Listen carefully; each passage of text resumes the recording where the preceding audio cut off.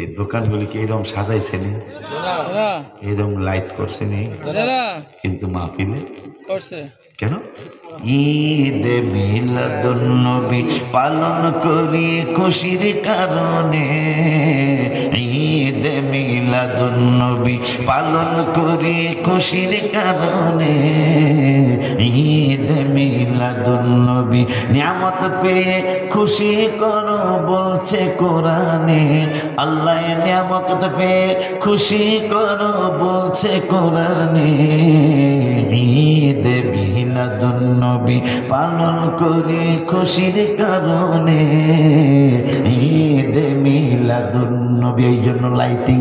মারহাবা মারহাবা। আরে আপনি তো এখন লাইটিং করতেছেন, কিতাব আমার কাছে আছে। আমি আশ্চর্য মারান সাহেব, আমি আশ্চর্য হয়ে গেছি। আমার নবী আসে নাই, আসবে।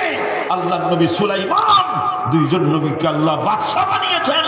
তার মধ্যে একজন হলো সুলাইমান আলাইহিস সালাম। তিনি কাবা শরীফ তাওয়াফ করে ৫,০০০ ষাঁড় জবাই করলেন, ২০,০০০ বকরি জবাই করলেন, আরো অনেক কিছু করলেন, মানুষদেরকে খাওয়াইলেন। এখন জিয়ারতের বিরুদ্ধে তোমরা কথা বলো। সুলাইমান আলাইহিস সালাম বলতেছেন, এখন একটা জায়গার উদ্দেশ্যে রওনা করব, উম্মতের কয় তার তার সিংহাসনে ৩ মাইল দৈর্ঘ্য, ৩ মাইল পাশ, তাহলে মোটামুটি লোক আছে তো দেখা যায়। এটা কয় মাইল? এটা যেটা বলছি 1 কিলোমিটার, হাফ কিলো, পোয়া কিলো, 8 ভাগের একবার।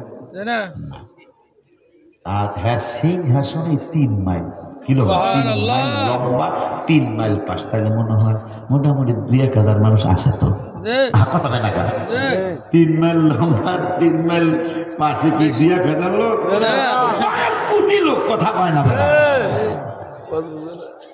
এখন একটা জায়গায় যাব, উম্মতের একবার কই যাবে? সুবহানাল্লাহ কল। এখনো নবী আসেন নাই,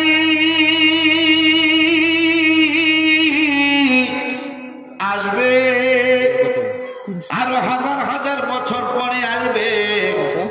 আমি কাবা জিয়ারত করলাম, নবীজি যেই জায়গায় বিশ্রাম নিবে, আখিরি জামানার নূরের নবী, নবী আসেন নাই, শুধু জায়গাটা জিয়ারত করব। সুবহানাল্লাহ।